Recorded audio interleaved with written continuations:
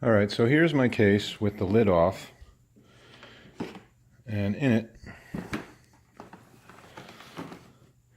is an MCX8000 in a case that I've customized quite a bit.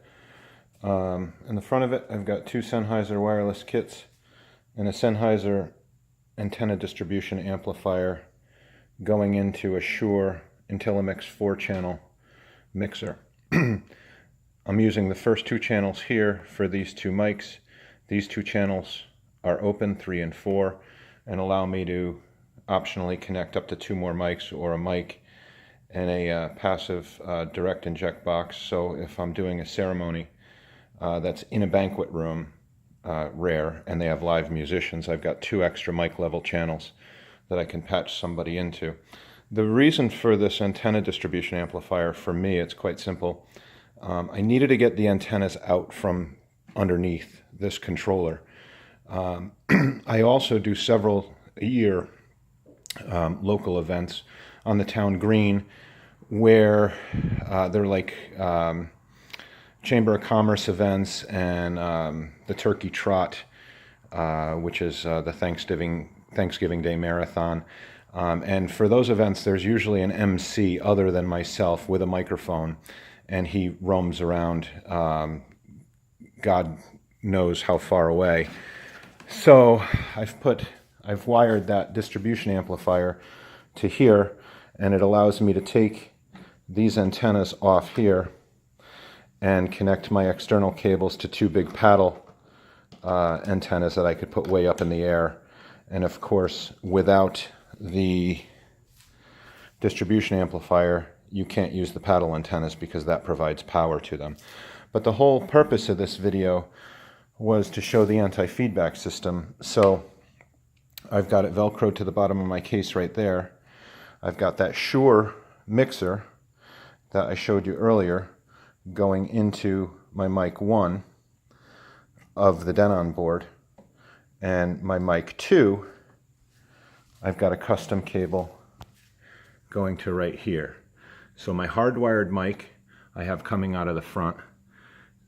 These two are my main outputs, and those are coming from custom made cables that I've got going out of the back of the drive rack. And then I've got 2 custom length cables that I made going from the main outs of the Denon board to the main ins on the drive rack, the main outs of the drive rack, again going right to here. So you ask, how am I powering all of this stuff in this one case? So coming around to the front of the case, I've got power in and power out, and that's going to this Furman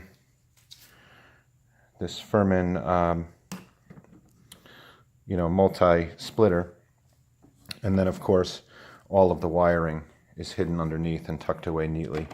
I keep a spare phone charger, business cards, gum, breath mints, batteries, pen, so that I don't have to go searching into a briefcase for these things when I want them. Custom, I keep the power supply for a computer. I bought an extra one that's velcroed underneath. So there's basically, when I set up this rig, there's no wires to be seen anywhere. Everything is behind. My 2 main outputs here go to my QSC KW181, and then off to the satellite speakers from there. My mic, power in, power out right there. I even added, even though this controller, which I love, has backlit keys, you still can't see shit when it's dark. So I added a Little Light brand custom light. I just screwed it right into the top with flush mount screws.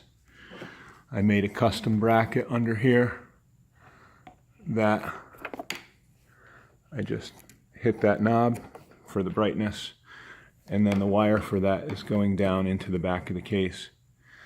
So that's it. This is my nice neat rig with the newly added anti-feedback, the DBX Go Rack which so far I've had really, really good luck with. I used to use it specifically for live acts. I would put a musician's microphone on one channel, his guitar on another channel, and then patch this back out to a mixing board or monoed out into one of my like K12 or K10 tops. But I've only done that a few times, and I thought it would be better served in here permanently. Another DJ on this board gave me the idea. I saw his picture and I saw that same rack that I have sitting on his table, and I said to him in a comment, I wish I could remember his name because we had a nice chat, is that the DBX Go rack? And he said, yep, never leave home without it. Kills all the feedback right away. And I'm sure it does. I was sure it does, so I added it into my rack, tested it last night for the first time, and I was extremely happy with it. It worked like a charm, so thank you for that. And that's one of the reasons I like this group. I've been a DJ for 27 years, but this group, which I'm a new member of, about a month, has taught me that you can teach an old dog new tricks, and I'm pretty happy that you know, I'm getting some great advice from old DJs and young DJs. You know, we all don't have all the answers, and that's the purpose of this group. So thank you to everybody who contributes. Hope you enjoyed the video.